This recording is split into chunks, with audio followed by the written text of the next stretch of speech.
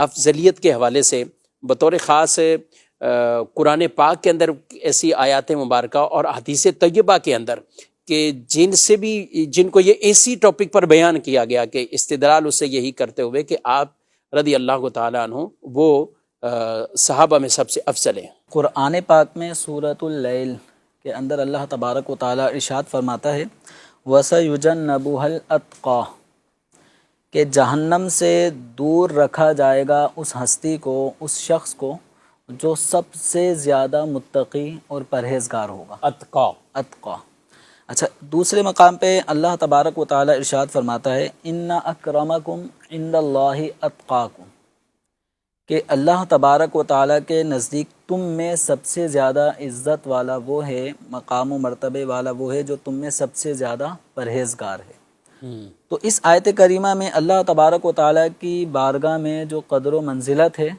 اس کی ایک بنیاد یہ بات واضح ہوتی ہے کہ وہ تقوی اور پرہیزگاری جس میں جتنی زیادہ ہوگی اللہ تبارک و تعالیٰ کی بارگاہ میں اس کا مقام و مرتبہ اتنا ہی بلند و بالا ہے۔ اب ہم نے یہ دیکھنا ہے کہ اللہ تبارک و تعالیٰ نے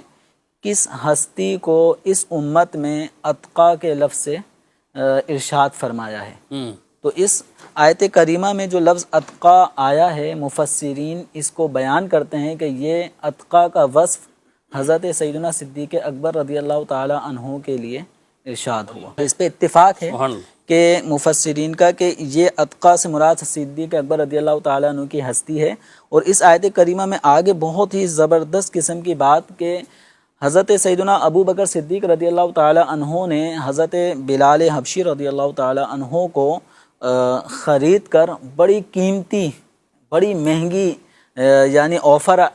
ان کے آقا بلال رضی اللہ تعالیٰ عنہ کا جو مالک تھا اس نے کہا تھا اتنی مقدار میں آپ مال دو گے تو میں ان کو آپ کو فروخت کر دوں گا۔ تو حضرت صدیق اکبر رضی اللہ تعالیٰ عنہ نے بڑی بھاری رقم دے کر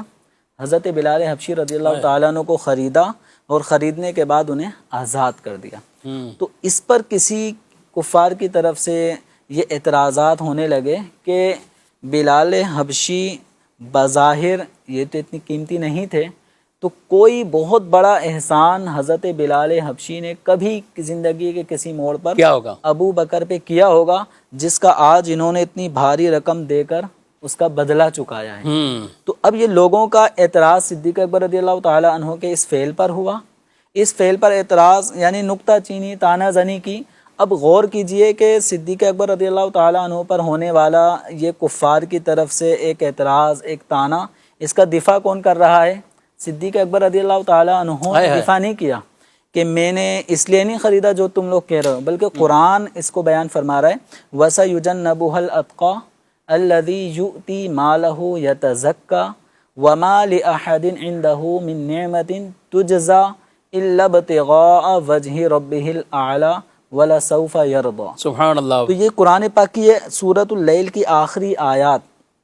یہ حضرت صدیق اکبر رضی اللہ تعالیٰ عنہ پہ ہونے والے اس اعتراض کے رد میں اللہ تبارک و تعالیٰ نے نازل فرمائی۔ جمیل صاحب آپ ترجمہ کریں گے، لیکن میں کہہ رہا ہوں کہ لطف کتنا ان کلمات میں، اور یہ جو آیت مبارکہ نازل ہوئی کہ اعتراض ابو بکر پر ہو رہا ہے رضی اللہ تعالیٰ عنہ، جواب کوئی اور صحابی دیں یا خود نبی پاک صلی اللہ علیہ وسلم اس کی وضاحت کر دیں یا بلال ہی کہہ دیں کہ بھئی میرے اوپر میں نے کوئی احسان نہیں کیا، کوئی ایسا کچھ نہیں ہوا۔ یعنی یہ شان مقام رسالت والی ایک شان یہ بھی ہے کہ اعتراض جب حضور صلی اللہ علیہ وسلم پر ہوئے تو اللہ نے جواب دیے، اور یہاں یہ مقام صدیقیت کی بھی شان واضح ہوئی کہ یہاں پر بھی اعتراض ان پر ہو رہا ہے اور جواب اللہ ارشاد فرما رہا ہے۔ اس سے اگلی جو سورہ والضحیٰ ہے اس میں سرکار صلی اللہ تعالیٰ علیہ وسلم پر کیے جانے والے بیجا اعتراضات کے اللہ تعالیٰ نے جواب دیے۔ ما ودعک ربک وما قلی کہ اللہ تعالیٰ نے آپ کو چھوڑا نہیں ہے۔ اور اس سے پہلے والی جو صورت ہے وہ حضرت سیدنا صدیق اکبر رضی اللہ تعالیٰ عنہ کی ذات پر بلا وجہ کا ہونے والے اس اعتراض کو اللہ تعالیٰ رد فرما رہا ہے کہ جہنم سے دور کیا جائے گا، رکھا جائے گا سب سے زیادہ پرہیزگار شخص۔ اور وہ سب سے زیادہ پرہیزگار شخص کیا ہے؟ الذی یؤتی مالہ یتزکیٰ کہ جس نے اپنے مال کو اللہ کی راہ میں دے کر تزکیہ حاصل کرنا مقصود ہے۔ اور وما لأحد عنده من نعمت تجزا کہ اس کے اوپر کسی کا بھی کوئی احسان نہیں ہے کہ جس احسان کا بدلہ دیا جا رہا ہو،